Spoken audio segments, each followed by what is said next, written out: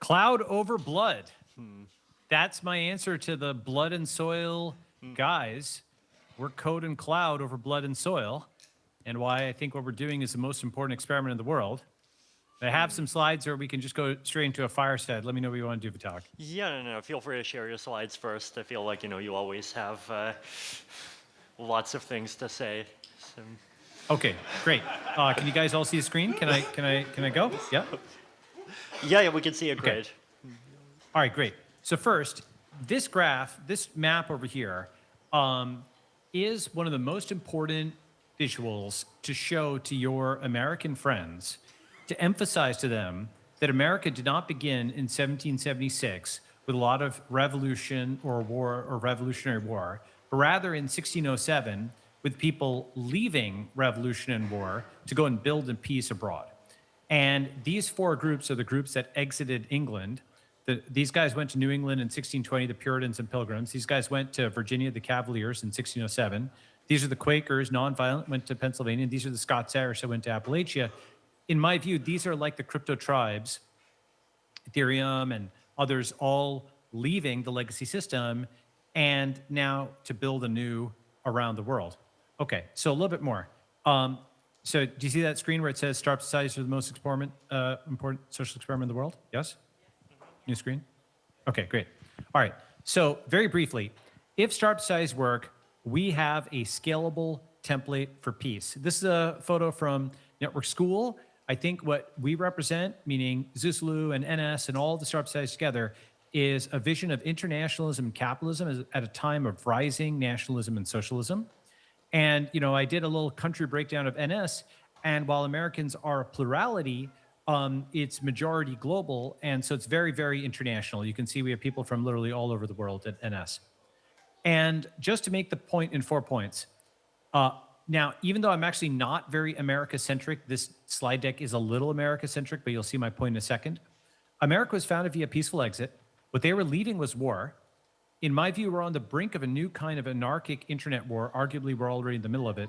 And so we need a kind of internet peace. So what do I mean by peaceful exit? So one of the things you're probably seeing more and more is Republicans are retconning America as being born fighting, right? So this like UFC thing that just played for Freedom, 250 was like, Americans are born to fight and we're a nation of fighters. And obviously, look, war is one piece of it. Just like revolution, equality, and so on is another piece of it. But in many ways, America was the least revolutionary and least war-torn part of the world over the last few hundred years. They're the people who exited. One way of seeing that is you actually look at Virginia and the Jamestown colony. That's actual history starting in 1607 or 1620, the Pilgrims landing at Plymouth Rock. Roughly speaking, Virginia was economics and the right. Massachusetts was ideals and the left, but together they were important. And so when you understand that it was started by collective exit from the English Civil War, there was this massive war in England in the 1600s that killed a larger percentage of the population than World War I did, like 200,000, English out of, 5 million people. Rather than choose between far left and far right, which were killing each other at that time, the early Americans, the proto-Americans rather, they left. And it was collective exit. It wasn't just some rich guy, selfish rich guy, throwing some coins on his back and leaving. Yes, there were certainly wealthy men among them, but those men felt a sense of responsibility to their community as opposed to, let's say, their, quote, country, because England was possessed by a madness at that time of the left and the right. And so instead, they just built abroad and they had their kind of daily loop, right? They just peacefully built a new society. And of course, some of this is very anachronistic to us today, church and Bible reading and so on. But if you call it reading code, and if you call it listening to talks, there's some similarities, right? So, okay. So you can read about all this in a book called Albion Seed, extremely high signal book. Scott Alexander has a 10,000 word post. It's actually very applied history because you'll start seeing that coming now, I think, with the American and more generally Western and even more generally international diasporas that are beginning with digital nomads and crypto. So what they were leaving, I want to emphasize, was war. Basically, the English Civil War was like a psychotic civil war that killed tons and tons and tons of people. And in fact, actually, many of the proto-Americans, left war. Every American ethnic group left war. The Irish Americans, the Germans left the revolutions of 1848. Italian Americans left, all the chaos accompanying the unification of Italy, and so on and so forth. They left the wars of Europe behind. And in my view, we're on the brink of a new kind of anarchic internet war. So you can see, for example, happiness declining, especially in English-speaking countries. You can see Turchin's graphs on the rise of Discord. You can see Dalio's graphs on the changing world order. You can see the level of polarization in the US. This is actually even 14 years ago, and it was already past Civil War levels. You can see this is the Congress, recent Congress. They don't vote together on anything. They're basically separated. They've already digitally seceded from each other, even if not physically. And in my view, the only thing that's keeping this together is money printing, but the US military defeat in Iran means it's going to lose the money printer. And one way of looking at this numerically, the financial report of the United States government shows that the true debt, including all unfunded obligations, rose by 18 trillion plus dollars in 1 year, which is that increase alone is about $56,000 per person. The total is like $560,000 per person.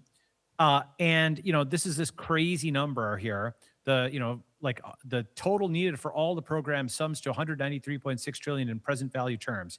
Like the true situation, the financial situation, it's not even 30 trillion in debt. It's 193.6 trillion in debt, which is obviously unpayable. You could take every tech company, throw it into the wood chipper, every unicorn, all of Apple, all of Meta, all of Tesla, a trillion here, a trillion there means absolutely nothing. These debts are completely and totally unpayable, and so they will not be paid, which means Medicare, Social Security, military commitments, all these commitments will not be fulfilled. The U.S. will default on every obligation in the same way it's defaulting on its obligation to, e.g., Ukraine, defaulting on obligation to various alliance partners, diplomatic partners, to its own citizens. All these things, it's defaulting, and that hasn't even begun. And what happens when all that catches up? I mean, the reason that we've got these like $250 bills and these $500 billion military budget increases is the dollar itself is actually falling apart. And, there's this, there's actually, I'm not sure I can play this clip. Let me see if I can play it. I'll play it right after this, but there's a clip that happens when a dollar goes to zero. Okay. So with that said, what I think we need is peace, given all this crazy chaos that's coming. And Network School is my attempt at doing this, just like Zulu is Vitalik's. And we're building this for everybody. And the reason I think what we're doing is important for peace is we need to build understanding between people of different religions, races, cultures, ethnicities, what have you. And that doesn't need to be in the kumbaya way of the far left, which would say everybody's equal in every respect. But it's certainly not the far right that says there's irreconcilable racial, religious, cultural differences we need to fight, kill, blah, blah, blah, blah. So that brings us to our chat. There's a bunch of questions I can answer, but that's how I am thinking about the world right now. Let me pause there. Yeah, no, thank you so much for the introduction, Balaji. So I think one of the things that I wanted to get into this with is, in the software and crypto world, one of the most important things is security testing and pen testing, right? You want to try to break your own thing before it actually gets out into the world, and then other people break it, and then they actually keep the money, right?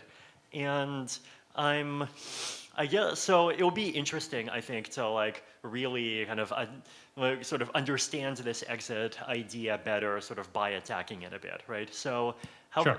Okay, so one of the so first of all, like exit in a lot of ways really, also appeals to me personally, right? I mean, my parents and of course came to Canada out of post-Soviet Russia.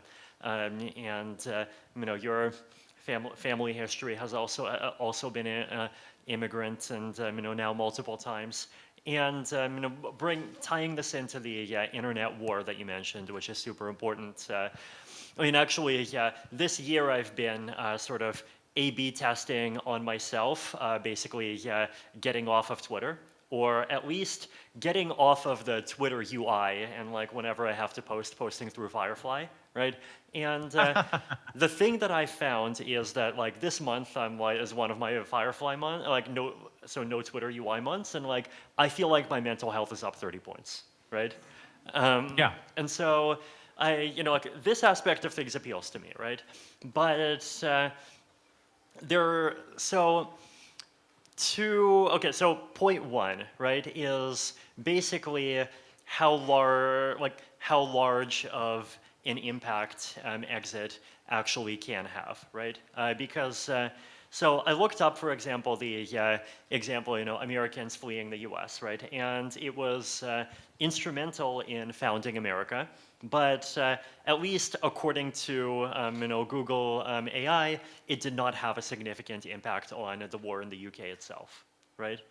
Um, Right. and I mean, another example, like in Russia, people did flee, but it's less than 1% of the population. And then another challenging example is a lot of other people who are unhappy with Twitter fled to Blue Sky. And my kind of general vibe impression of what happened is basically that some number of people left, and there's a sort of perception that by leaving, they essentially ceded the battlefield. And like essentially like that, ended up kind of contributed to reducing their ability to kind of like basically serve as a counterbalancing force in the rest of society. So how would you respond to these things? Yeah. So I would say, if you look at the long arc, those people who exited, for example, England, later on a 100, 200-year arc, America came back and basically was dominating the entire European continent, right? The Russians who left showed, among other things, that Russians could succeed in capitalism.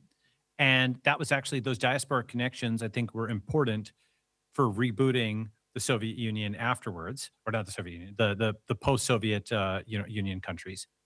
Certainly in China, the experience of the Chinese diaspora overseas, obviously near diaspora of Taiwan and Hong Kong and Singapore, also the far diaspora showed Chinese could succeed under capitalism. Similarly with the Indian diaspora showed Indians could succeed under capitalism. And all those things meant that, oh, actually, maybe we can reform our system. So over the long arc, diasporas do cause reform, I believe. That's number one. And then number two is that length of arc is becoming shorter and shorter and shorter.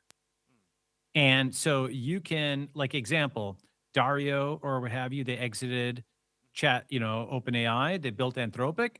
And guess what? That's actually contending with OpenAI very, very quickly. So in the network era, you can exit, build an alternative, scale it up, and actually have something which can be a real alternative much, much faster than it was in previous eras. What advice would you give to, I guess, Blue Sky, like both the team and the kinds of people who are going there because they're exiting Twitter, to help them, like be, I guess, more effective and more positive and more productive?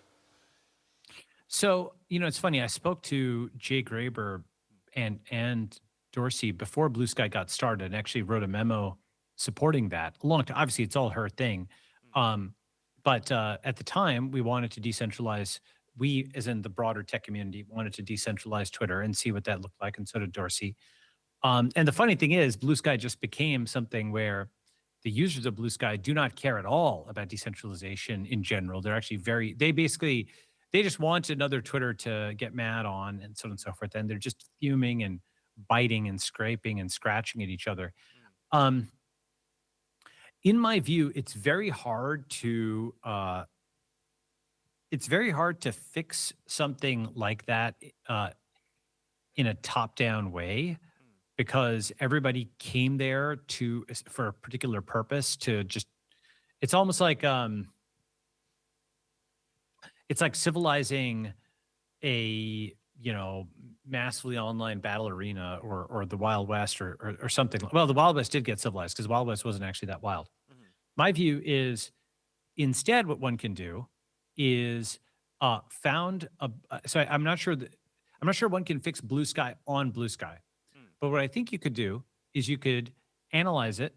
You could find the reasonable people there, like for example, academics who didn't want to be subject to the racial and religious trolling on X, but they're also not crazy people who are yelling all the time at everybody else, right? This is center left, okay?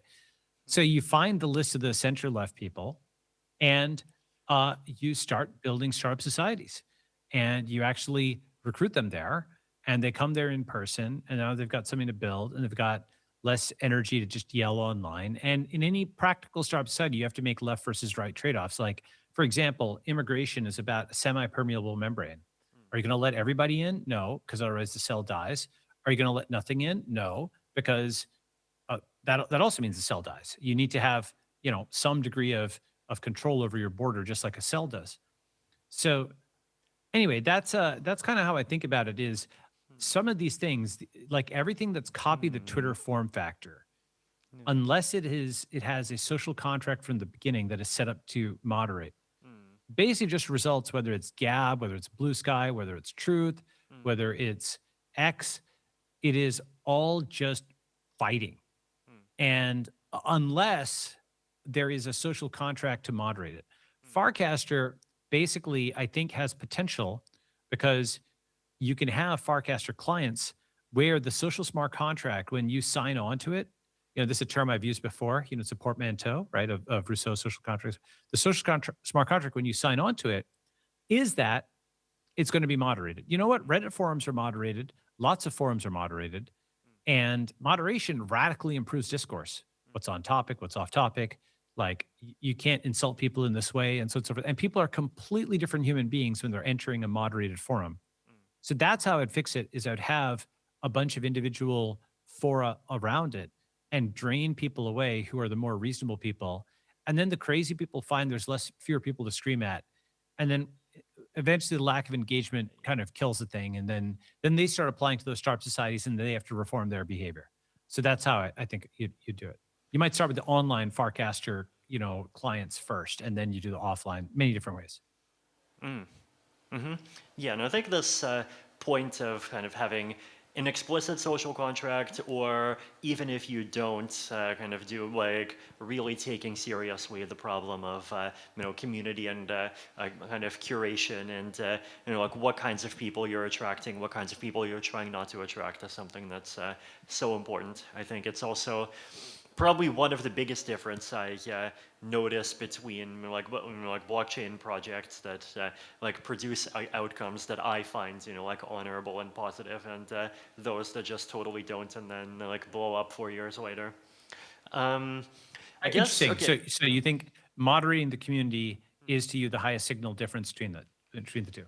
It's definitely up there, right? And it's not sort of moderation in the sense of like literally banning them from the chain, right? Because like the whole point of chains is that you can't ban people from them. It's an active choice of like what kinds of people do you try to bring in, and like often what kinds and often what kinds of people do you kind of intentionally choose not to try to bring in.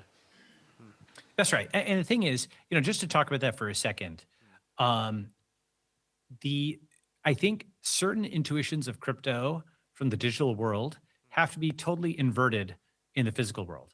Like, yes, blockchains are permissionless, but any physical world environment must be moderated and permissioned, because if one person comes in and just starts screaming racial slurs or yelling at people, and not that this has happened, but let's say it did, and said free speech, right?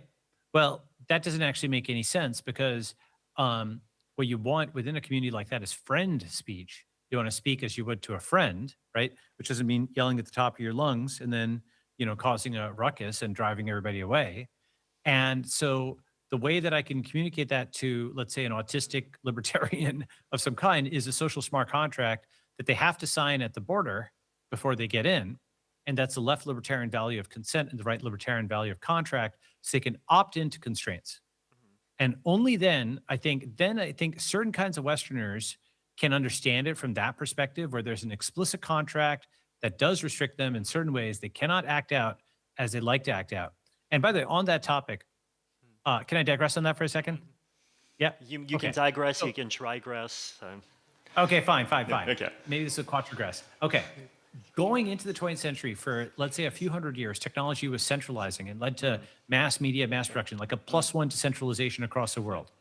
The Western culture of individualism and liberalism was a -1 offset to that +1. So you had a balance of cultural decentralization, technological centralization. Whereas the Eastern cultures of, let's say, Tsarism or collectivism were a +1 on top of +1. So you get a +2 of a Stalin and a Mao, total centralized fist. But then since the invention of the transistor for the last 80 years, we've decentralized. You go transistor, personal computer, internet, smartphone, cryptocurrency, local AI models. And now the internet, let's say it's a -1, it's a decentralization baseline modifier to everybody.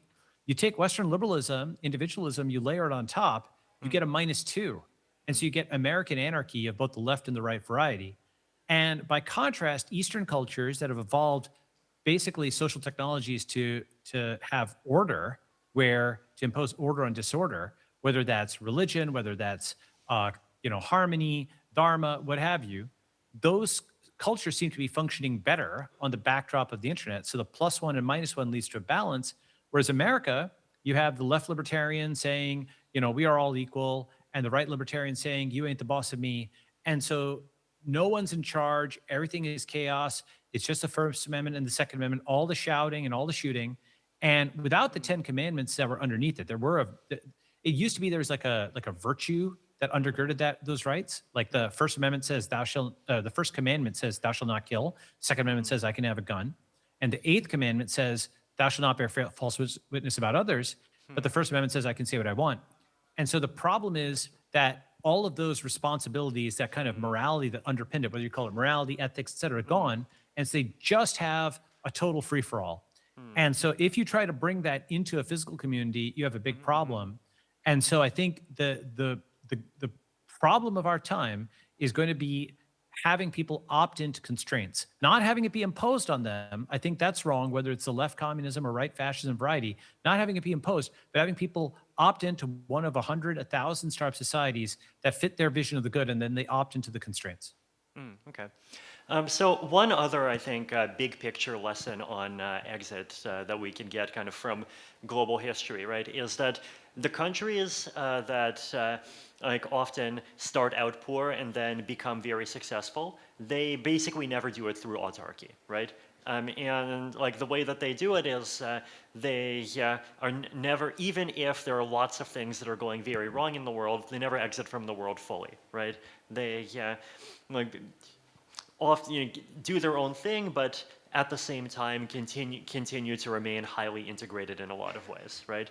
And I think this is often true on the internet as well, right? Like I think one of the big challenges with like a lot of people, like even a lot of people I respect, like moving over to Blue Sky is basically that if you kind of exit from the Twitter network 100% and then move over to the Blue Sky network or the Farcaster network or another one, then you are taking a very large hit to your influence, right?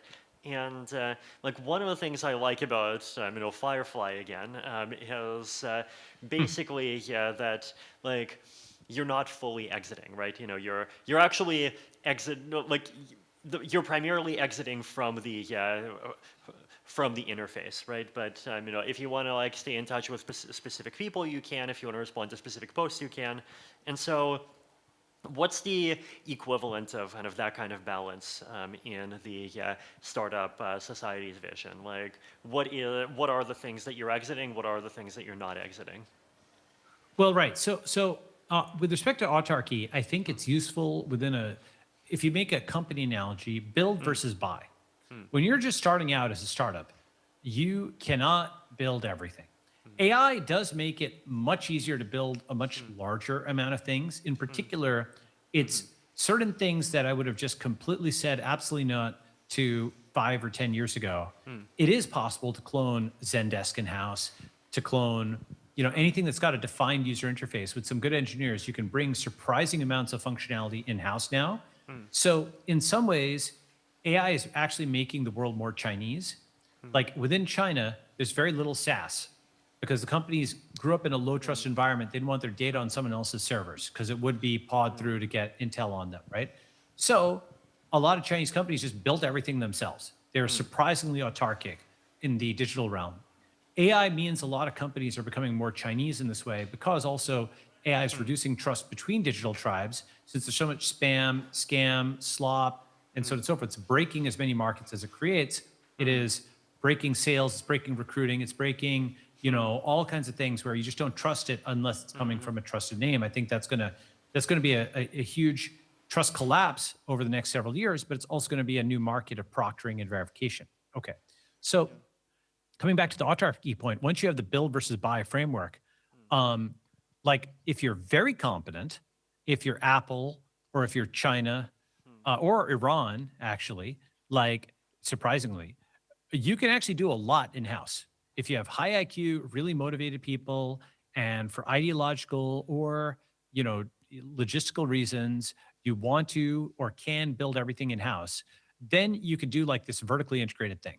Yeah. Even then, Apple is not actually the world's best at software. Like it, you know, it's good, obviously, but it's missed the boat on AI for the most part. Maybe that'll be seen to be good because they'll save money on the build up, but they couldn't even adopt the open models or what have you, right? Um, so I think you know, one thing, the exception to all of these rules is China, and the reason is it's 1.4 billion people, so it's so big that it violates all the rules. Like it's the only nation that can afford to be autarkic because it's really a civilization. It's as big as the entire population of the world combined, right? It can just full stack do everything out of rocks and turn it into, you know, fusion or well, maybe it's going to have fusion. Let's say nuclear power, solar power, and then do everything downstream of that. So China is set up to be the electrostate, the font of everything, right? But that is a very important exception that proves the rule. Everybody else is going to have peace and trade. Okay, actually, yeah, so I actually wanted to kind of push back a bit on the AI and autarky thing a bit, right? Because like this is something I've been thinking about a bit recently, right? Because on the one hand, it's in many ways very correct, right? Because like there's a lot of ways in which I've been managed to, you know, because of AI, basically switch to just using self-written software for a lot of things, right? And even outside of that, like you're seeing a lot of software kind of migrate from being built for the world to sort of being built by and for a community, right? On the other hand, it's not really kind of sucking away the need for like the buy part or the kind of interdependence. Rather, what it's doing is it's sort of centralizing all the interdependence in the AI itself, right? And I can give an example of this. So actually, and this is one of the big ways in which you know, even China is like actually very not autarkic in an important way. So this is a fun thing you can do yourself. Go ask DeepSeek or QN or any of those models and ask it for the Dungeons and Dragons alignment of the top 30 countries by GDP. If you ask it that, it will tell you that the US is good or neutral, that Japan is good, and that China is evil. This is Chinese. Is that right? Yes, Chinese open models, they will tell you this. And so, like, actually, you know, like these network, like even in AI, you know, like all of these data sets are just like so intermingled. You know, there's so much shared pipelines. There's, you know, like so much of, you know, everyone distilling everyone and everyone grabbing data from the same places that. Like the models all feel the same, and like I think there is a kind of trends that people also complain about, right? That in this age of AI, like a lot of things, like even for example, like the graphics, like if you just ask like Claude or DeepSeek to like generate a beautiful HTML web page for you, it'll be beautiful, but like everyone's web pages will look more similar than they did 3 years ago, right? Well, And, you know, I just tried this. Just take a look. Ready? Can I show you something? sure. So, all right. So this is actually more what I expected. The U.S. came up as chaotic neutral. China is lawful neutral, which is interesting, right? Germany lawful good. So it's more Euro focused for Gemini at least, right? Which is Yeah. interesting. Very interesting. Russia neutral. Russia, yeah. Lol. Oh man, unbelievable. This is lawful evil in some interpretations. Yeah, Whoa. Yep, Anyway, okay. very, very, very. What a great test to do. By the way, I'm sure actually, very high signal because every country will probably want a model that rates it lawful good or whatever. Yes. You know, that's funny. Anyway, go ahead. Yeah, and so, you know, it's interesting, right? And this is also one of those things that like might also might change as AI evolves, right? Because AI sort of reinvents itself every 1 or 2 years. Do you remember like where the mark of like text being written by an AI is when it talks about delving too much, right? Like, Yeah. yeah, and like these days, it's not like nobody delves anymore, right? It's like it's not X, it's Y, right? Yeah. It's not delving, it's not X, it's Y.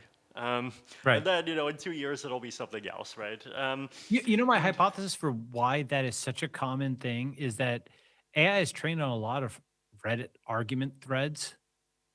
And whenever you're arguing, you're saying it's not X, it's Y. It's very unfortunate because it's a very useful phrase that I Yes. have to actually intentionally eliminate from every piece of writing now. Yes. Um, Yeah, and what's interesting is like, there are ways, I think, to try to make AI kind of lead to more diversity and more pluralism and more kind of like the, basically, the equivalent of not creating like incredibly fragile like farms by having like the entire country grow the exact same crop, right?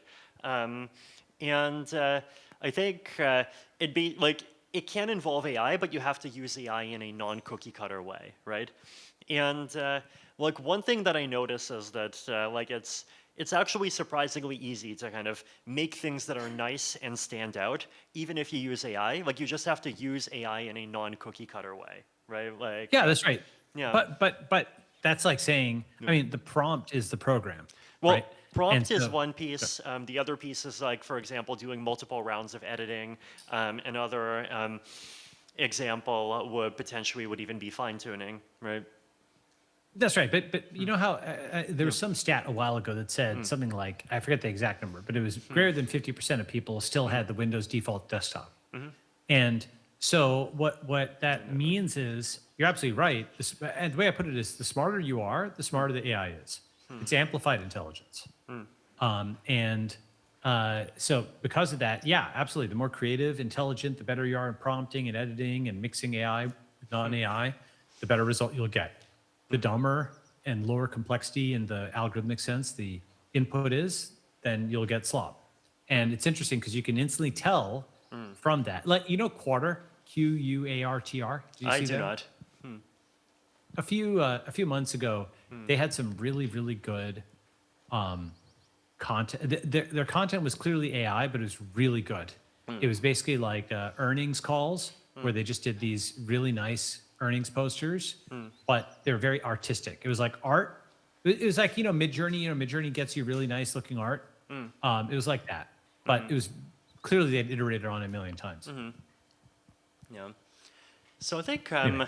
I mean, actually, one of the things that I kind of respect about like startup societies as a concept, right, is that I think, like if you want deep diversity and deep pluralism to kind of both like maintain itself and like in the world and like basically not just be a holdover of pre-existing things, but like actually create new things, then one of the big things that you need is depth, right? You need depth in the sense of, you need to have a group of people that stays together for a long time. You need to have physical and digital things that that community uniquely works on for a long time. You need it to kind of exist for enough that you're able to form your own culture, that you're able to form your own aesthetic, that people are actually able to form habits around a different way of doing things, and they don't sort of like switch back to the defaults and like stick everything onto Notion for the sake of like being compatible with the outside world. And that's, if Notion is one of the things you're trying to escape from, everyone has their own access, right? Right.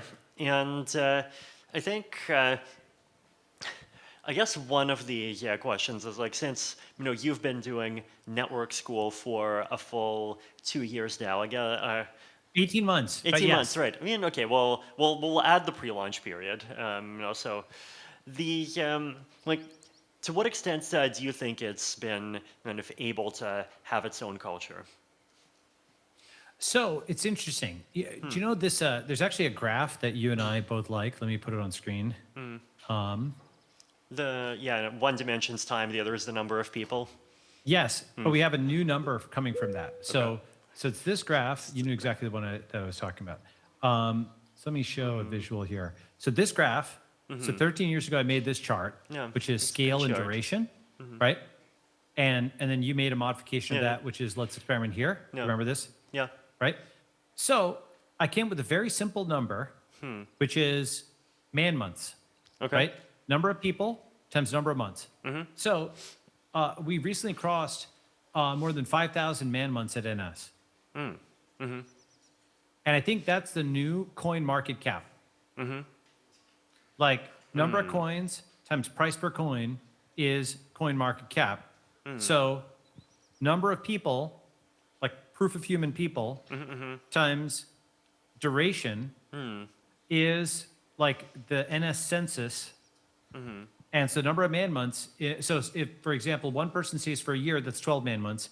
If 3 people stay for 4 months, that's 1 man year, that's another 12 man months, and so on and so forth, right? So what's cool about that is that's a scalar measure that's actually pretty hard to fake, right? Especially if you have people posting verified selfies with a location stamp and so on and so forth. And I think that's how we start developing an NS census where we have, we combine proof of human and proof of location and Farcaster, and we can calculate out the number of man months. And I think that is how you sort of organically develop a culture. And I think we have, because you have a large number of people in the same location forming bonds amongst themselves and so on and so forth. And I can say more about that, but basically, it's interesting. It's like, Yeah, I mean, maybe like one follow-up would be like, what are some concrete signs that you would look for to see, like, is network school succeeding at having its own culture?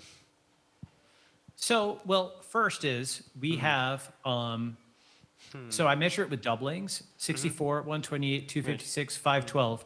So do you remember the concept of society as a service, right? So society as a service is, in my view, how you should bill or think about a startup society. Why bill? Just because you have to have some sustainability model, right? So if you have SaaS, society as a service, people pay X dollars and that's their overall kind of thing for everything. Then the monthly member is just paying on a monthly basis. We call them long-termers if they sign annual contracts and they commit for at least a year to help build a fractal frontier. And if we can do it, only if we can do it legally, we will look into whether we can split, some of the value that's being created with them. And I think we can. Let's hope that the legal stuff happens, but I think there's a lot of possibilities on that. So the long-termer, the big difference, and this is the thing I think we've solved at NS that I don't think has been solved broadly in the community, and we're going to publish a thing and open source everything we've done in our playbook, is it's one thing to go and visit, a conference or even a pop-up and then go back home. It's quite another thing to move there permanently. You're not saying like nice place to visit, but I wouldn't want to live here. Yeah. Right? To be the place that people relocate to permanently, you actually have to be global number one for that person. Global number one is really hard, really, really hard, especially when you're a startup society. In fact, you understand at that point why, like Singapore, Shenzhen, why urbanization has been such a big thing over the last several decades. Because, a Singapore or a Shenzhen has, 50 shoe stores, 60 hair cutters, whatever, right? It has dozens of every possible, it's got hospitals, it's got this, it's got that, all that stuff. And your startup society does not have those things and will not have those things for a long time, right? So why would someone come there, but they want to build all that stuff from scratch? Why would they want to do that? It has to be really compelling. I think there needs to be both the moral and the economic case. The moral case in terms of what we call the one commandment, like there's something that has to exist in the world and the people are there to build it. And the economic case, if they can have a cut of the upside, if it does become the next Shenzhen, right? And I think that combination is important. So it's coming back to the culture point. We've doubled. We've gone from 64 to 128 to 256. Now we're between 256 and 512 long-termers who have committed to be here for at least a year. And we have thousands and thousands of people who've just come and visited network school for at least a month, right? I think that's pretty good. for about Yeah. 18 months out. Yeah. And so we're doing a major campus expansion and so on now. And I want to build Techno Alto, Bio Alto, Robo Alto, Crypto Alto. It's pretty cool, right? All right, let me pause there. That's Yeah. so our culture is basically like a slice of Silicon Valley, as if imagine if like San Francisco wasn't fighting Y Combinator every step of the way, right? If Palo Alto wasn't looking at all this tech stuff as this alien imposition of these weirdos who are there. What if the thing was built from the beginning to be pro tech, where the city itself, the town itself was a tech platform? It changes so much. Everything changes. You have a dashboard for everything. You can do room reservations like you do conference reservations in tech companies. We take a lot of the conventions of tech offices. We now start applying them to a quote campus and a lot of the conventions of a Google campus, but scaled out to a larger number of people.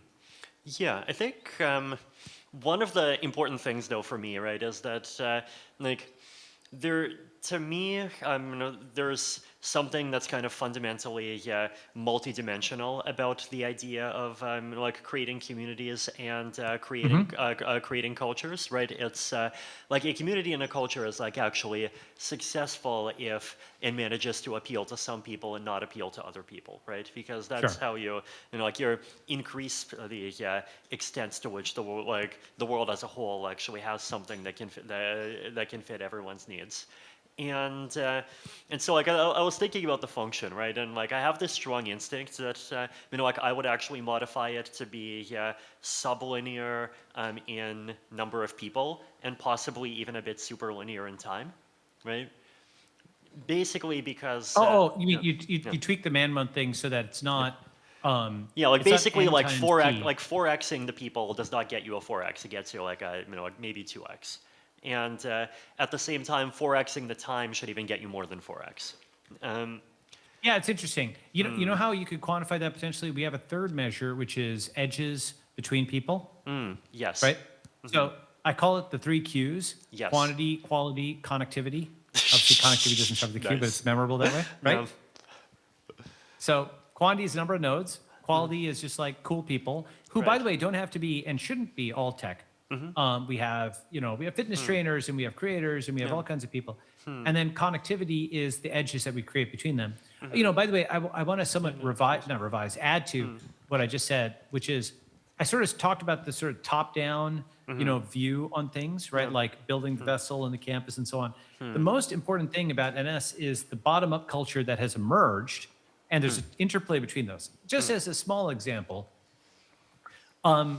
people, they wanted a sauna and they wanted a cold plunge. So they just crowdfunded a sauna and a cold plunge. And, we assembled those. And people, some guy started organizing trips to various nearby countries so people could see ASEAN. And somebody started organizing Chinese lessons. And we have thousands and thousands of events. You can go to luma.com/NS. You can see all the events people have organized, everything from people set up a band and they play music, or there's a run club, or like all kinds of crazy things that people do, right? Yeah. And all of that is sort of organic behavior. Go ahead. Yeah, no, I think that's beautiful, actually. Yeah, I think as one of the things that I've been seeing in the zoo nodes is, like they have also been like they've even been differentiating in a lot of ways, right? Like, Oh, interesting. Yeah, because like Frontier Tower, for example, is like one of these kind of zoo nodes. 4Cs is another one, right? And if you go to one versus going to another, like the vibe that you get is very different, right? And I think like one of them has a lot of technology, a lot of entrepreneurs. Like 4Cs has those things, but like a very different kind. It has its own library, which is some collection of cypherpunk things, a lot of kind of traditional like Chinese philosophy, and like just various things. It has they've been like cooking kind of like sort of Brian Johnson themed like longevity lunches pretty often. So just so like a lot of commonality, right? But like that one definitely has more of this sort of communitarian vibe to it. And like you see these kind of different places, and like it feels different to be in one. And there's a lot of people who feel at home in some and don't feel at home in others. And like to me that's success, right? And I think like same with network school. Yeah. Yeah. Go ahead. Yeah, I mean, I actually, so I wanted to kind of go back to sort of like the pen testing a bit, and one of the things that I want to pen test kind of two more things, right?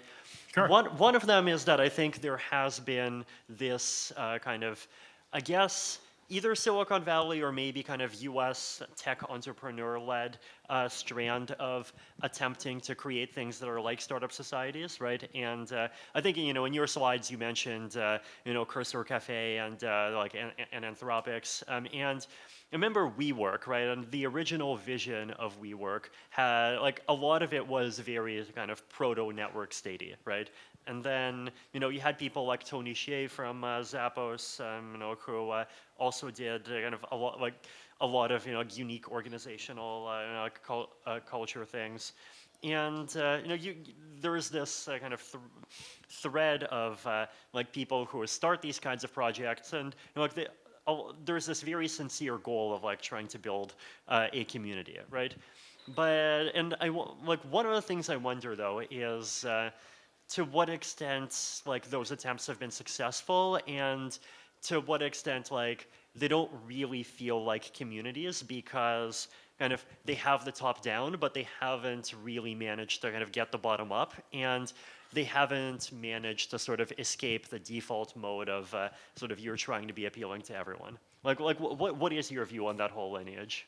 What's my view on what's so? First of all, both of those guys, Tony Hsieh and the late great Tony Hsieh, so passed away unfortunately, and Adam Newman are amazing entrepreneurs. So, and what I'm going to say, please don't take it as a critique of them or their work or anything like that. Okay, it's WeWork basically created the co-working category. It's sort of synonymous with that, and so forth. It's very, very hard to do that. So I'm not a hater or critic. I'm just giving a very limited critique.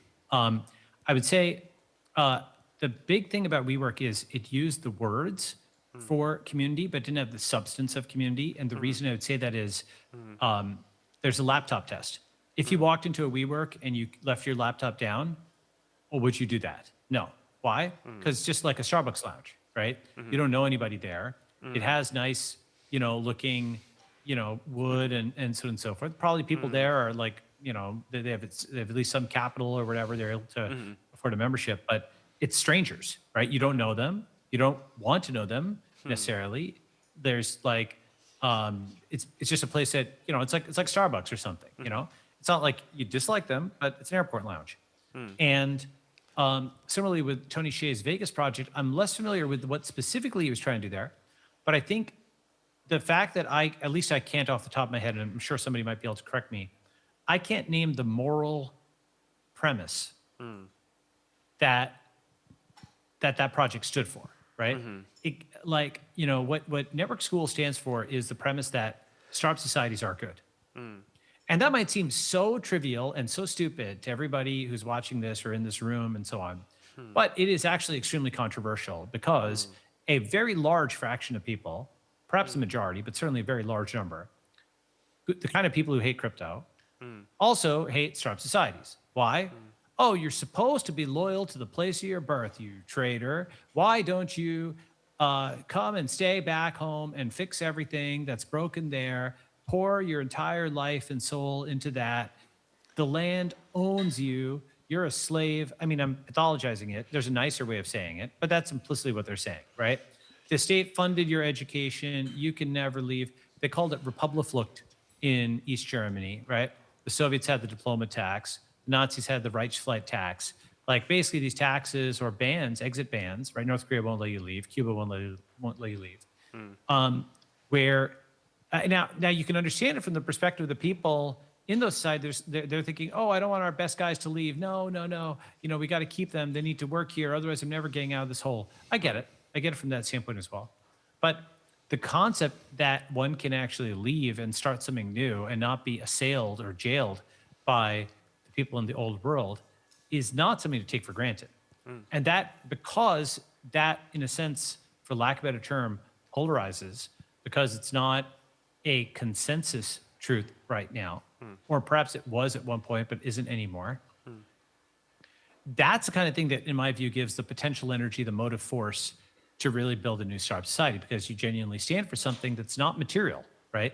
It is something where you would accept a lower quality of life to have a higher spiritual purpose because it's important in the world that we actually have startup societies and a new birth, not just of freedom. I do believe in a new birth of freedom, but a new birth of community, a new birth of tolerance, a new birth of, you know, understanding and mutual understanding.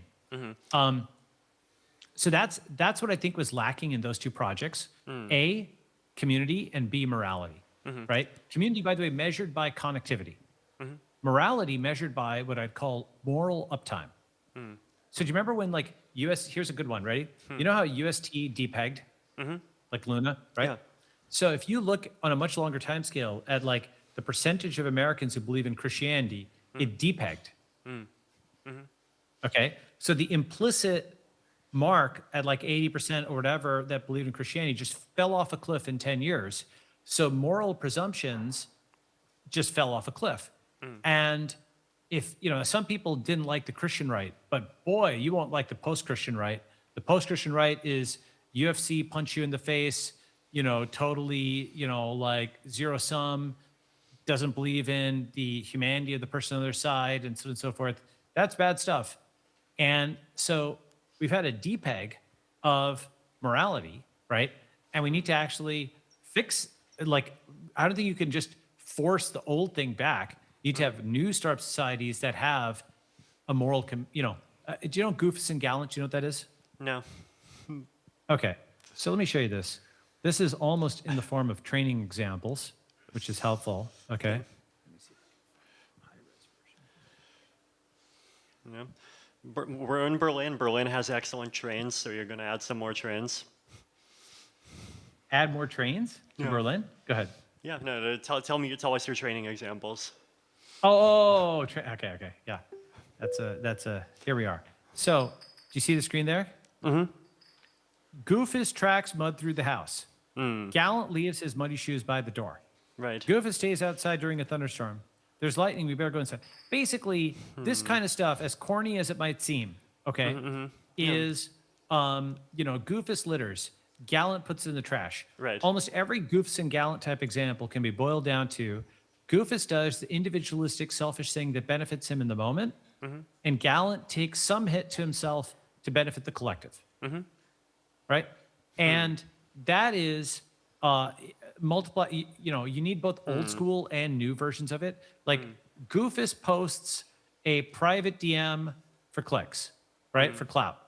Gallant respects the privacy of his interlocutor, even if, you know, it would benefit him in the moment, that kind of thing, right? So that's like the modern internet updating of these sort of old school precepts. That idea of actually having moral teachings and saying, this is good and this is bad. Obviously, we understand that you have to do that for machine learning. This is the correct example. This is the incorrect behavior. But you have to do that for human learning as well. Otherwise, all of these moral intuitions that we have been kind of inherited from, you know, like what kinds of examples are, I would say American leaders, but really all Western leaders, English-speaking leaders, what kinds of examples are they setting? They're cursing at each other in public. One guy has a Nazi tattoo. One guy, you know, we've got the craziest kinds of things happening. Terrible, terrible public examples. And instead, what we need is, I think, leaders of new startup societies that actually set a good example. As difficult as that is. Yes. It's really hard. It is. It's really hard to set a good example. It You is. know? Go ahead. Yeah. Let me, I wonder. it's just because. Yeah, but it actually the fact that you brought up this kind of Goofus and Gallant approach is interesting, right? Because I think one of the big kind of critiques of the one commandment idea, right, is that things like culture and things like morality, it's very hard to like actually capture enough of the essence of a thing by giving a kind of like a traditional sort of you know, like formal definition of it, right? And often, sure. like often the type of definition that matter, like the type of definition that's often most effective actually is sort of like the bag of training examples definition, right? Yeah. Yeah. I would say this on the one commandment thing. that was a necessary oversimplification, right? To communicate something which was necessarily oversimplified, like F equals ma, when it's really F equals dp dt, right? Like, yes, there's situations where mass changes in the rocket equation. You need to handle that, right? So the one commandment is a first approximation. That's a useful first approximation that says you need to have a moral premise that you stand for, and you don't need to build an entire fully built out moral code, but there has to be something that you really do feel is wrong with the world that your society is rectifying, Right. and then of course you can and should import all kinds of other, maybe you put that on top of a traditional Christian code or Hindu code or Muslim code or something like that. Maybe you import some legal code from the society that you're in. That's probably a good idea. Yeah, and I You think know, like you don't codes have are to- one. Yeah, codes are one part of it, right? I think the other part of it is kind of setting up the morality by kind of setting examples, right? And like often even Yeah. through actions, right? Like if you think about like the difference in like say for example the Ethereum and Bitcoin communities, right? Like if you ask Yeah. AI, like especially if you ask AI from a few years ago, what is the difference between Ethereum and Bitcoin? It'll tell you, you should go to a Bitcoin if you value sound money, and you should go to Ethereum if you value decentralized smart contracts, right? But we both know that there's like somehow 100 differences between these two communities that like actually don't map well to, do you have smart contracts or not? And like in a parallel Right. universe could have totally gone the other way. Yeah, that's interesting. Yeah. Yes, for sure. I mean, the thing is, that's even more true with, let's say, Ethereum, Solana, or like in the sense of, like, or Bitcoin versus ZEC. Like in many ways, Yeah. I think the ZEC community is pragmatic and even more cyberpunk in some ways than the Bitcoin community is. Bitcoin has kind of lost sight of all of that and what have you. Anyway, yeah. Yeah. Actually, Zek and There are Monero, I many think, is a great comparison. Go ahead. Sorry. Zek and Monero, I think that's like the best comparison of this. Yes, that's right. So absolutely granting your point that there are unarticulated behavioral differences between people that are not easily legible, right? I do think, however, that if you took a bunch of community leaders from those communities, or even like people who kind of imbibed implicitly the values of those communities, and B, you put them in one location, eventually C, you could distill some written version of the kinds of things that they value. And it wouldn't be complete, but it'd be sort of like machine learning where what is the essence of a cat or the essence of a dog? Given enough boundary conditions, you can get a pretty good approximation, decision rule. Yeah. And the reason you do need that is you want to scale that culture. It can't all be based on vibes at the beginning, or it can be at the beginning, but it can't be forever. Exactly. So, actually, speaking of kind of things being off of vibes and not being forever, kind of going back to the situation in America a bit.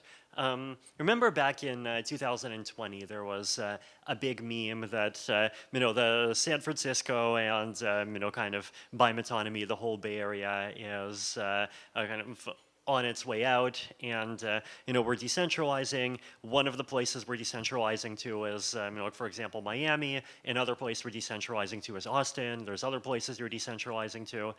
And I mean, actually, one of the things that I respect you for is like you actually walked the walk, right? And the majority of people who kind of LARP about grand topics definitely, do not walk the walk, right? I mean, that's I think well, that's the difference between like LARPing a grand topic and like actually taking it seriously, right? But it feels to me like the kind of attempted coordinated move to Miami failed, from what I can tell. The attempted coordinated move to Texas, I think somewhere in the middle, some successes, some failures. But in general,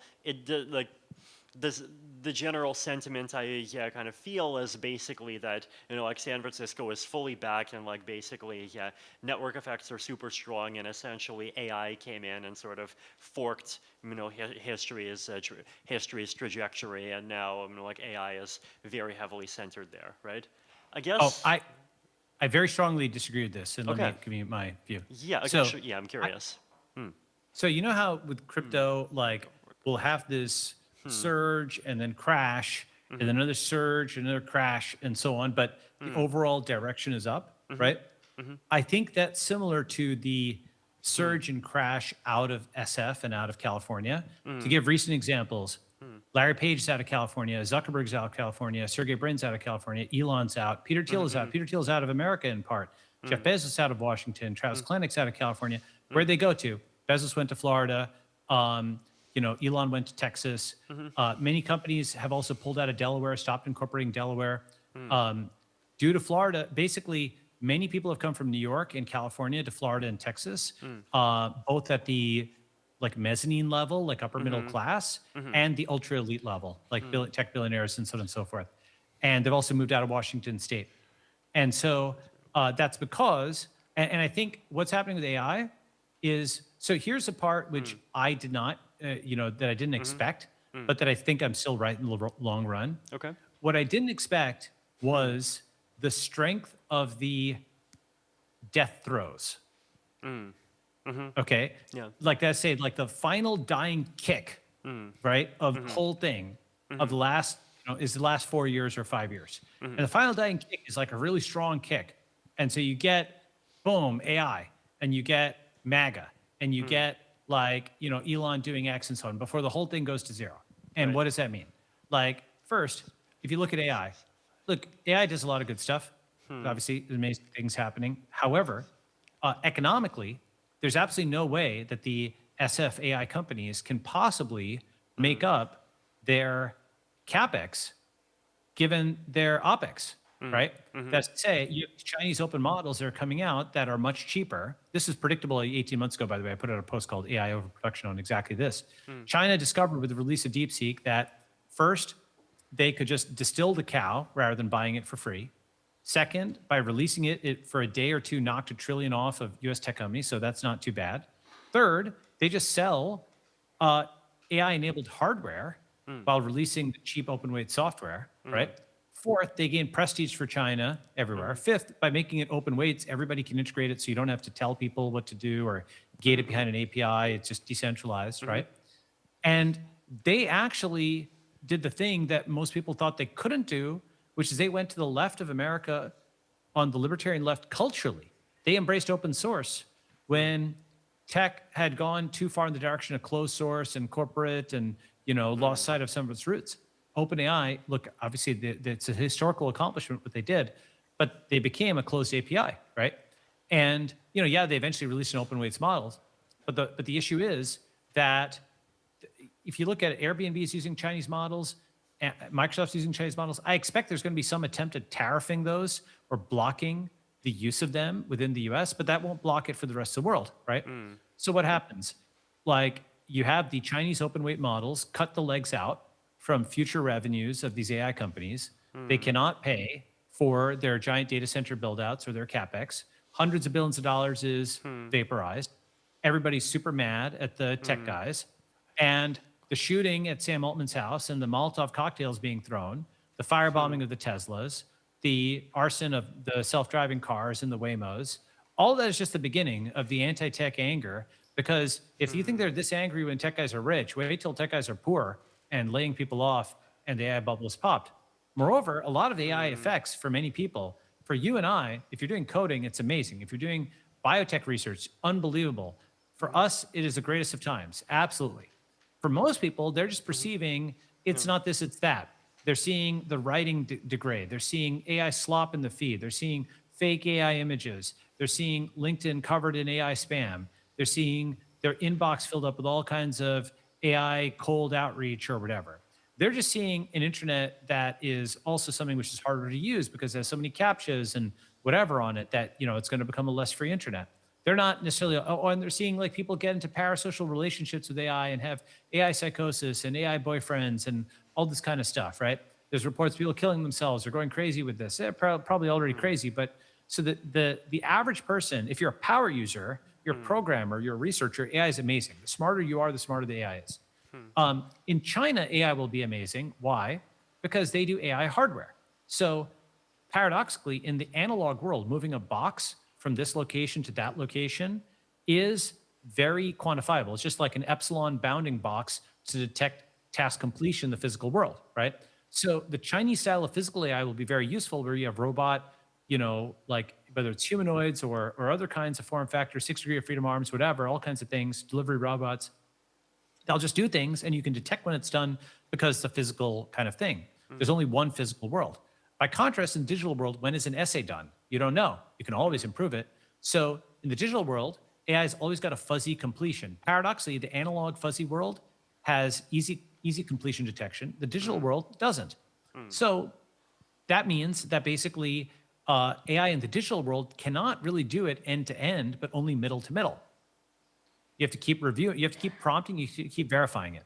In the physical world, you don't have to verify it as much because it's easy to, with sensors, determine whether it's done. So the Chinese style of AI will work. A heavily moderated style of AI will work. An unmoderated AI will just result in slop, spam, security attacks, all kinds of stuff. And AI CEOs will be under attack because they're not going to be making money. And what's the consequence, I think, is AI just gets nationalized. These companies decline enough, and then they're just, I mean, we're already there, basically, like Anthropic's quasi-nationalized, right? It becomes nationalized. And the thing about that is the entire American view of, oh, AI is American, American, American.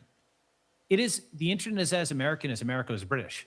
These AI companies, yes, they're based in America, but they've got like 50, 70, sometimes 80% non-American or second generation, like immigrant, founders or what have you, naturalized people. If you look at the demographics of these companies, okay, like absolutely nothing against, heritage Americans and so on, nothing against them at all. They're amazing people. However, that's not most of the demographics of these companies. That's not most of the customers of these companies. That's not where their user base is coming from. Obviously, these are, billions of users. Even just that alone will show you 300 million Americans has to be 70% non-American.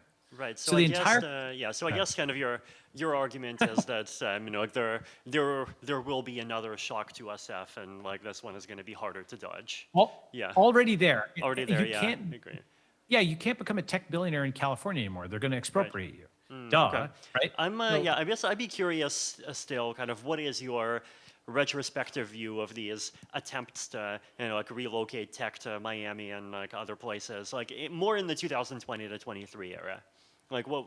Yeah, my view is it's something a lot like all the attempts to try to do crypto before Bitcoin, all the attempts to do VR before Oculus, all the attempts to try to do AI before OpenAI. Sometimes the technology progresses and fits and starts and so on, and then somebody comes and studies the history of everything that didn't work and snaps it all together, and then it works.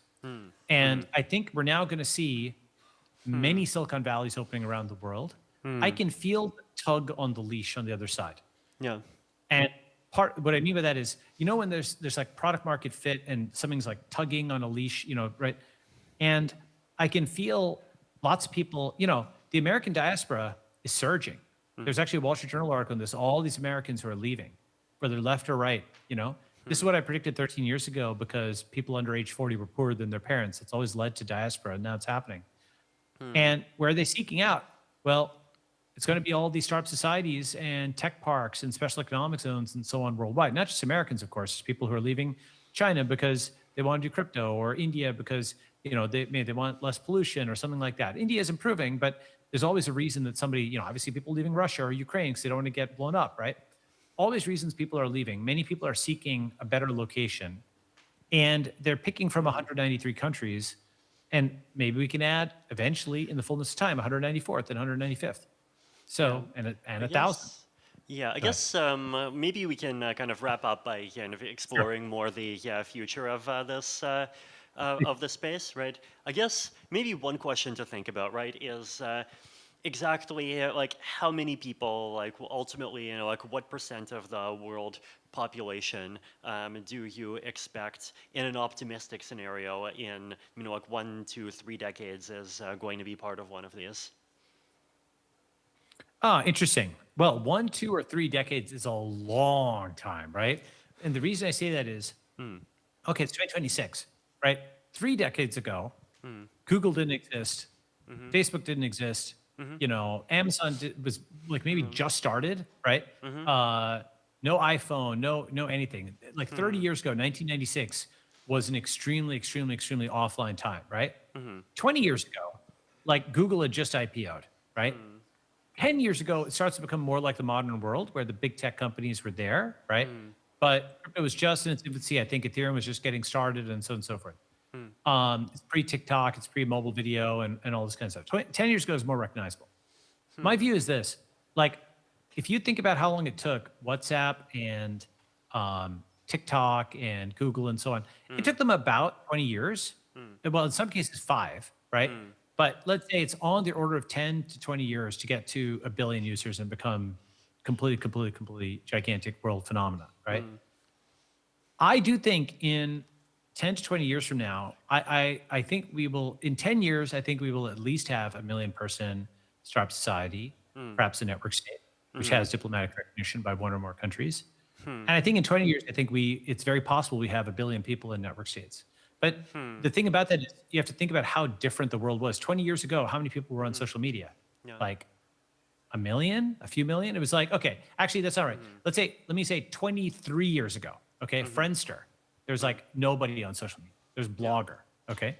23 years ago to today, there's billions of people on social media. So 2 decades is a really, really, really long time. Right. I think it's a really long time in the digital world, right? But like the physical world is inherently more challenging, right? It's like how like OpenAI and Anthropic were able to like jump from 0 to hundreds of millions of users like very quickly, right, within a couple of years. But like if you think what the equivalent of that would take in the physical world, like say for example, the Matt Iglesias' 1 billion Americans vision happening, but not on his timeline, but on a tech timeline, like by the end of this decade, like if you could vibe code houses and if you could vibe code roads, then you could do it, right? But like this is well. I know what you're saying. Yeah. I would say the following. Well, first is robotic construction is getting really good in China. Okay. And so I think what you're talking about, that aspect of things, solar robotics are getting so good that in 10 years, 20 years for sure, I do think that, for example, one thing I think about a lot is modular construction. And we've been doing, you should come and see the latest stuff we've been doing at Network School. We're doing experiments in that to rack and stack modulars and see if we can build a house for the price of a car that's just solar powered and has a new trade-off of you have a house that's 1/10 the price of a house or 1/20th, but it only has power 95% of the time. 5% of the time it doesn't because your battery or whatever runs out or something. It's like several days without sun. Some trade-off along those lines. Yeah. I think a lot of people would take that trade-off. It's a new trade-off. Okay, it means you don't have power 100%. It's like digital Sabbath almost. So the premise of can we vibe code roads and stuff, I think we might be able to get farther along on that than one might think in the next 10, 20 years. But with that said, at least my plan is as follows. I'm going to put out a post or video titled something like, the open source network state or the open source startup society, how to do your own, and just say everything that worked for us. And then it just parallel processes. And maybe we have 1,000 of them and we say, guess what? Give me your best one each week. And we put in 100K into that or something like that for like, I don't know, $5 million a year. That's not that much, right? We just have a competition for the best one each week. And I bet you'll get a lot of them that way. Yeah. And then that can parallel process. What kind of person do you think would realistically benefit from and go to and find it positive for them to join a startup society? Let's just say in the next 5 years. So in the next 5 years, I think it's going to be probably a crypto-friendly person because crypto is big enough that it's got hundreds of millions of people now, right? So crypto is like on the order of 10% of the world, something like that, right? Yeah. And they should be crypto-friendly, not so much in the sense that they know every opcode or, they know exactly how to run an archival node or something, but in the sense that cryptocurrency says we can start new currencies and we can build new communal systems of law and so on. And crypto communities say we can build new communities, cities, and even countries. So someone with that spirit is the right kind of person for startup society. Somebody who still doesn't get that has to come down the funnel to like, oh, this crypto thing actually works, and then then they can be onboarded, right? And what that means is, I think, at least personally, I think it's going to have to start within tech and crypto, especially crypto, and then it'll be a model that others can follow. Because, like, for example, there's a guy who wrote a book called The Benedict Option, right? And he's like a nice guy, devout Christian, and like his kind of community is going to need a tech stack that the crypto and tech people will build for our startup Silicon Valleys and Zuzalus and so on around the world, right? And then he can just push a button and use it. Like a vegan village is probably, unless they've got a tech founder, not going to be able to necessarily code the whole thing themselves. But, like ZooPass and all these kinds of bits of infrastructure that you guys are building, we are building. Once we do it, then we develop a toolbox that others can use. That's at least how I think about it. Yeah, no, I think that makes a lot of sense. I guess another question is like, what are the kinds of like backward sort of what kinds of impacts feeding back into the world that doesn't join startup societies? Because at least we expect that to be like still the overwhelming majority of people. Do you expect will start to happen the earliest? Well, so the thing is, I mean, 96, when people ask me a question like that is, and I think, 96% of the world is not American. Only 4% of the world is American. So America never went mainstream, quote unquote. Yet obviously it changed the world, right? Right. So, most of the world is not at Google, but they changed the world and so on, right? So my view is, well, first of all, just to show that it can be done is an important, just an example, right? Critical example to show that it can be done, that it can be done. Crucially, one thing that's really interesting that I find, people always want to say it's a corporate thing, it's a money thing, and I'm like, it's a community thing, and it shouldn't really cost you any money. You're just getting together with some friends and crowdfunding something. We can bring the cost down, I think, over time, but like, if 10 people can afford like an apartment, they can afford a co-living house, right? Like, let's say pooling money actually gets you very, very far. So I think, but coming back to the spillover benefits, number one, it's possible. Number two is a lot of these will be special economic zones or something of some kind. There'll be biotech innovation, other kinds of innovation that should benefit the world. Number three is, one of the things about America is it was a place for all kinds of social innovations that the rest of the world copied, from universal suffrage to so many things. Like, I mean, obviously mass production, blah, blah, blah, blah. Not everybody had to go to the startup society to copy some of the technologies or styles of living that are coming out of there, So that's how I think about it. And I think we've already had a decent influence where a lot of startup society founders come to network school, hang out, they learn something, they come back, like the Prototown guy from Austin, he came by, that kind of thing. He's like, oh, you've got a dashboard? Oh, that's really cool. We need to build a dashboard, that kind of thing, So that's something where there might be 1,000 people in Prototown or whatever in some future thing where we help them on the margins with some implicit cultural export.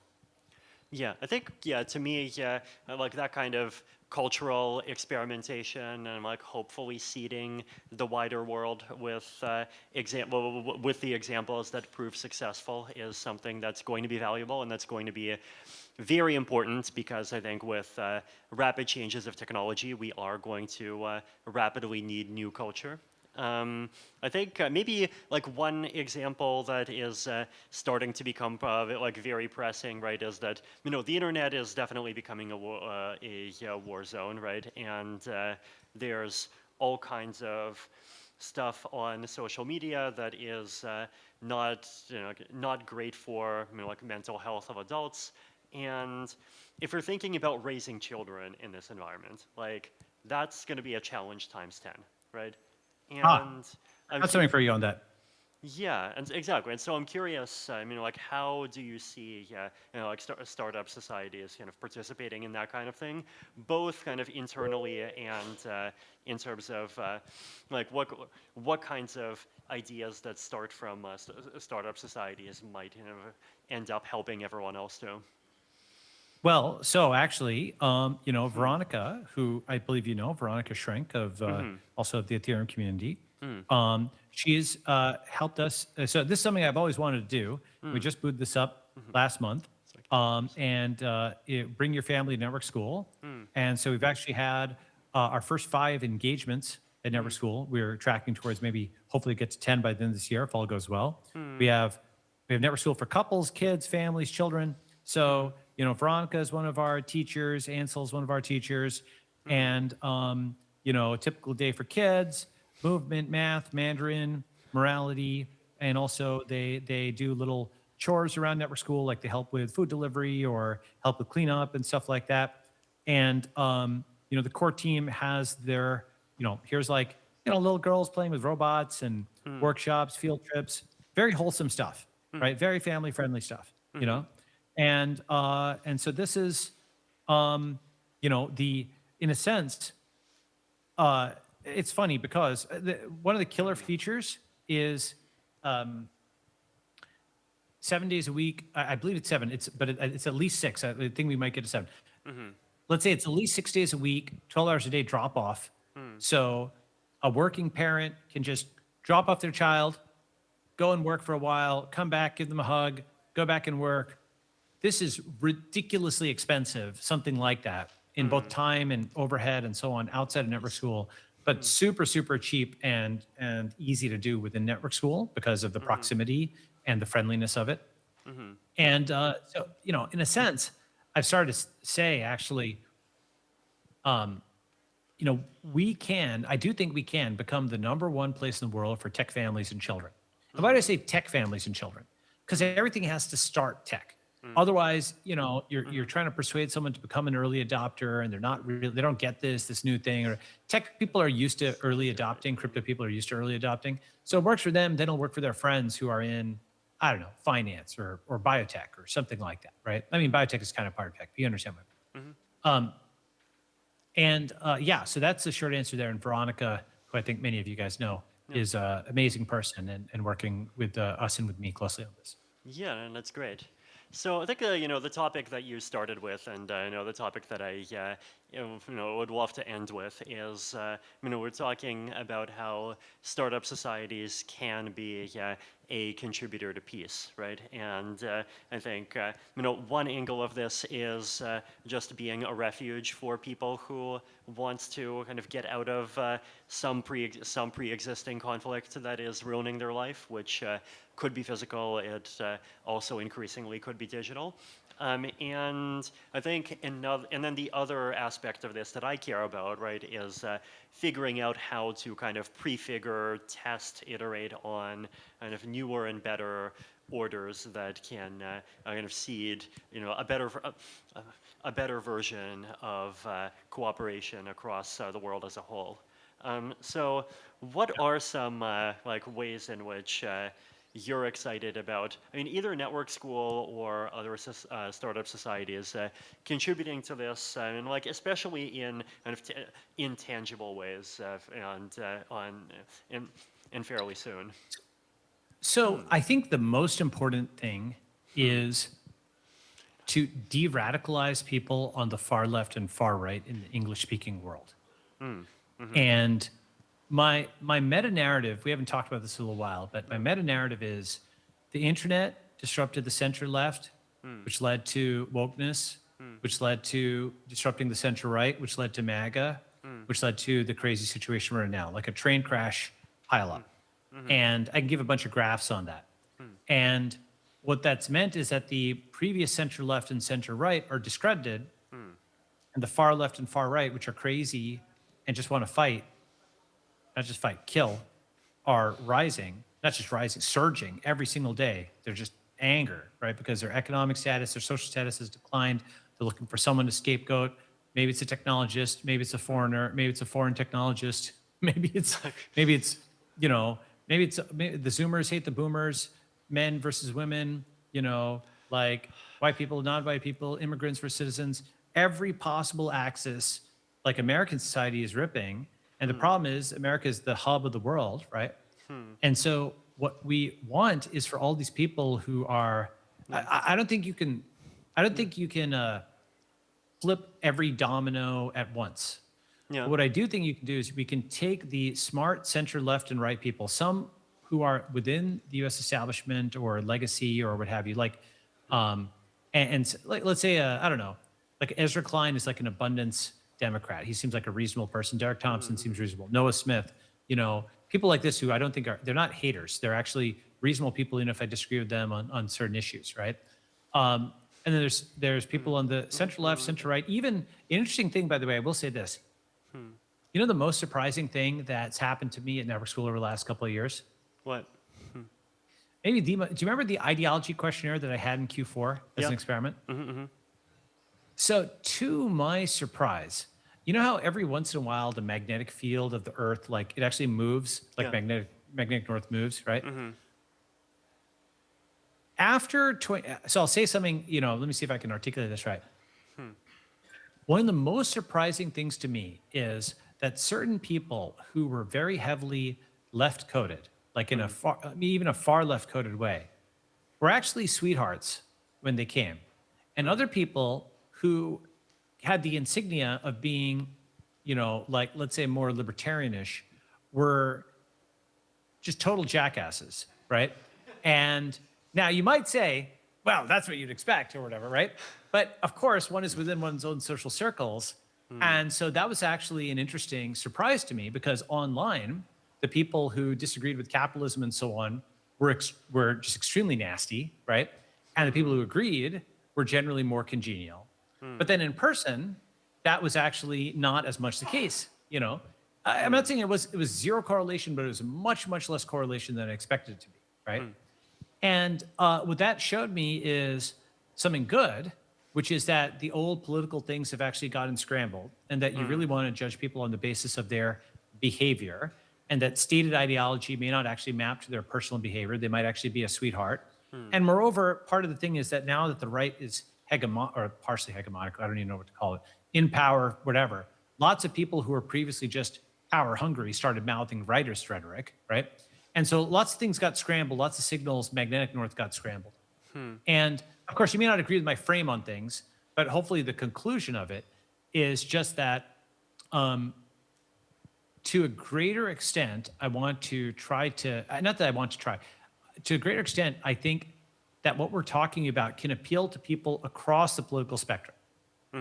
That many people kind of want, stability and they want community and they want a good job, they want a partner, they want children, they want all this kind of stuff. And it's funny. I'm going to show just one thing on screen. Can I show this? My one thing. Sure. So here is something just before the Great Awakening. Okay. Do you see this?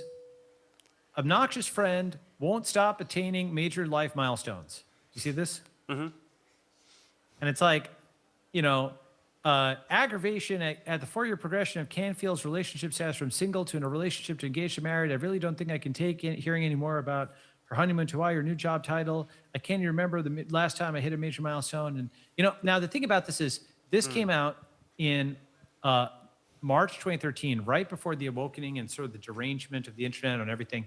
And the reason I think that's super important is I think a lot of people in tech have substituted fundraising milestones for life milestones. Like, there's this meme that went around a little while ago, like single until Series B, or, so often, frequently, even in the 2010s, a VC would say something like, oh yeah, well, that founder needs some secondary so he can get a house, right? And now I actually apply a different lens to that. I'm like, oh, wait a second. Like, there's only a few thousand people in the world who are unicorn founders, far fewer than the number of pro athletes. So do you have to be like Michael Jordan or Elon in order to have like a simulacrum, a semblance of a normal life and a, upper middle class life or middle class life, like a house and a kids and so on? That seems wrong. That seems incorrect. And you can actually, from that lens, understand why so many people are mad at tech and so on. And now, yet in the East, those milestones I just described are much more achievable because like there's a greater degree of social glue and social cohesion, and you can walk down the street and it isn't super high crime, and there's a greater degree of public good, and there's various trade-offs being made that are in some ways far to the left, in some ways far to the right of where America is, that produce greater societal order and bonds.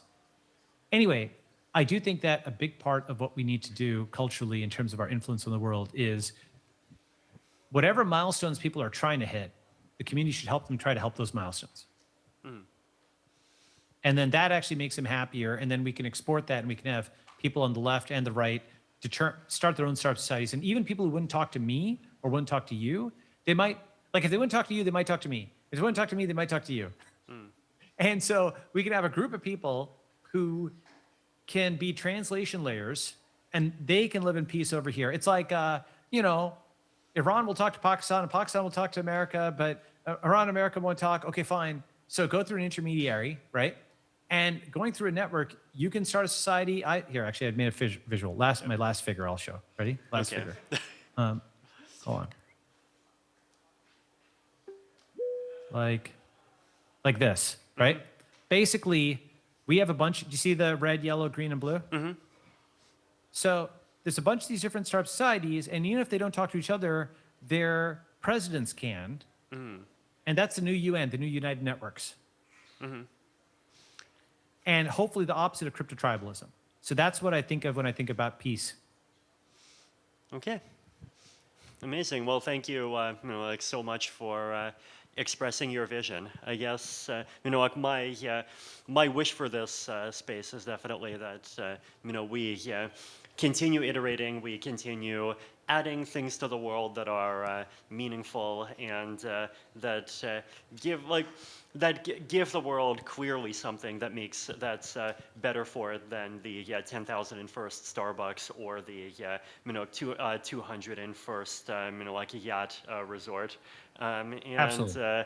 Or for at every level, right? And like actually really contribute something new, both so that we can actually have some new ideas. We can see some but also cross-pollination. I think also really like flipping people's existing axes is super important, and continue to like really build this into something that manages to like provide value both for the people inside of it and in the sense of setting examples that the rest of the world can learn from, right? And so, definitely appreciate, like your network schools contribution to all of this. Also appreciate, everyone in the different corners of the zoo world, and everyone who is kind of taking these ideas and trying to make their own spin on them. And I hope that we keep evolving, keep like both learning from like our successes and our failures, and hopefully do our part to make the world a more peaceful place. So thank you. Great. Thank you.